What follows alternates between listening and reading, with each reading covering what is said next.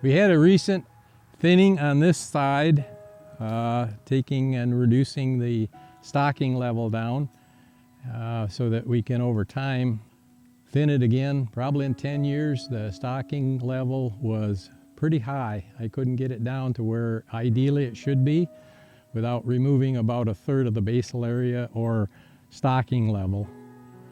The other side of the road was a little more open, and we decided we would use a seed tree cut, cutting it much heavier so that we could attempt to get natural regeneration.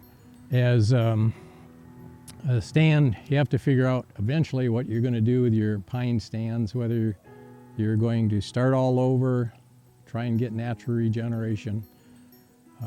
Those are a couple of the options you can do. Okay, this got thinned down to about 170 square foot basal area.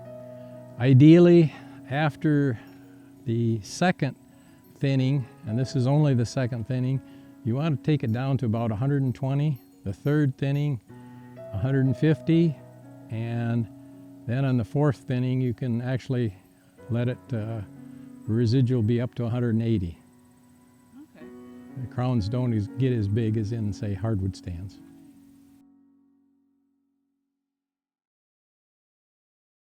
I think most of the wood went as saw material to sawmill down here.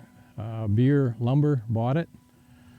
There was possibilities for utility poles in here. I don't know as they took any, and that's the highest value product that could have come out of here. Beer saws all their pine down to a 5-inch top, so it doesn't have to be big stuff. It can be even pulpwood size.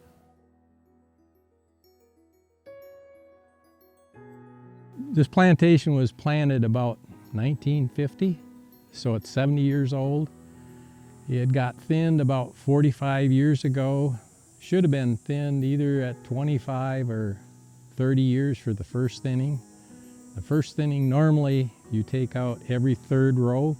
That gives you your access road for your processor and your skidder. And then use that in the future too. Then you're only thinning trees on either side of the trail into the stand.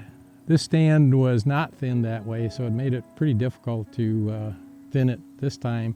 You did have to open up spots, creating a little more open areas in it just to get a skidder through. This was planted on about a 7-foot by 7-foot spacing, which is pretty tight. It's recommended now, probably as tight you want to plant a red pine plantation is 8-foot by 7-foot with 8 foot between the rows, so that when that third row comes out, you have about 14 foot probably at least to get your processor down through. Equipment just seems to be getting bigger and bigger. You might get a little red pine in spots. It wouldn't amount to much. It's too thick, too dense. It just sort of sat there. We are getting hardwood regeneration that likes to come up under a shaded situation. We're getting beech, we're getting ash. There actually is some sugar maple in here. But both, and ironwood, that's another one deer don't like. So ironwood and beech will typically come in a lot of opened up stands. On the left, they had thinned that one heavier, and we decided because it was a fairly small area, we would seed tree cut it, open it up considerably, and see if we get some natural regeneration seeding in the open areas. We do have some hardwood that we're going to have to take down. We may have to do a little bit of scarification of the ground to get a seed bed as well.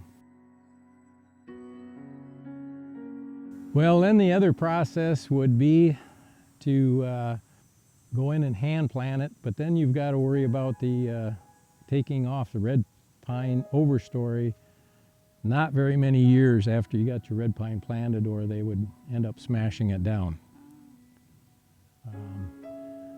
Another possibility in some cases is a stand like this. You can prescribe burn right under standing red pine and reduce some of the slash, create some bare spots that the seeds could seed into.